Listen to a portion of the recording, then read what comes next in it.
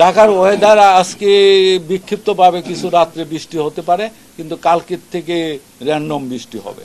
কালকে 27 তারিখ, কালকে কোনো ওয়েদার আপনার মানে ব্রেক হওয়ার সুযোগ কম।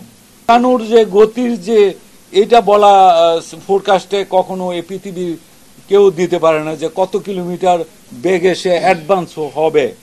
কারণ হলো এটা কখনো স্লো হয়।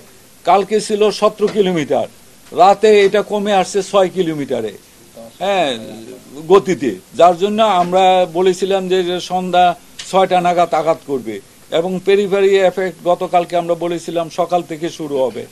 যেহেতু এটা গতি স্লো হয়ে গেছে, এটা একটু পিছায় গেছে, এই জন্য এটা আজকে মধ্যরাতে আমরা বলছি যে এটা কেন্দ্র অতিক্রম করবে, আর পেরিফেরি এফেক্টের বিকাল থেকে অর্থাৎ 3টার থেকে 4টার মধ্যে উপকূলীয় এলাকায় আঘাত হানবে। তো এই যে সিভিয়ার সাইক্লোনের যে ক্যারেক্টার, সেই ক্যারেক্টার অনুযায়ী তার যে বাতাসের গতি, তার সাথে যে স্টর্ম সার্জ, তার সাথে যে বৃষ্টিপাতের পরিমাণ, সেইগুলি আমরা এই বুলেটিনে উল্লেখ করেছি।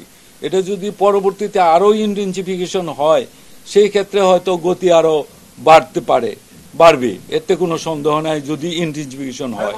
তবে ভয়াবহতা অবশ্যই এখানে ভয়াবহতার কোনো কমতি হবে না, এই কারণে যে এর সাথে জলোচ্ছ্বাস, এর সাথে ভারী বর্ষণ, এর সাথে 110 থেকে 120 কিলোমিটার বেগে দমকা থেকে জোরো হাওয়া বয়ে যাবে।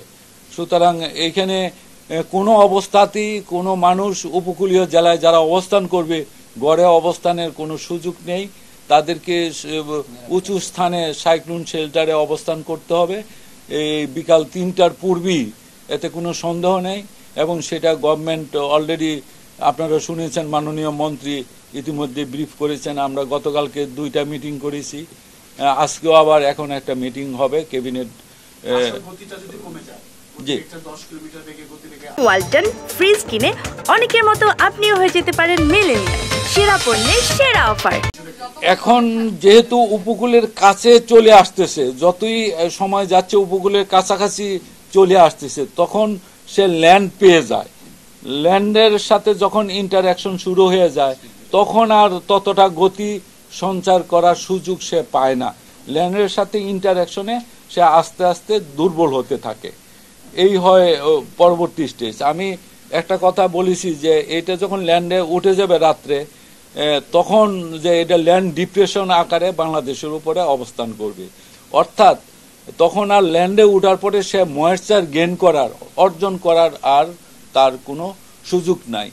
সাগরে যতক্ষণ থাকে ততক্ষণ তার সোর্স হলো সে ওয়াটার থেকে সে এনার্জি গ্রহণ করে।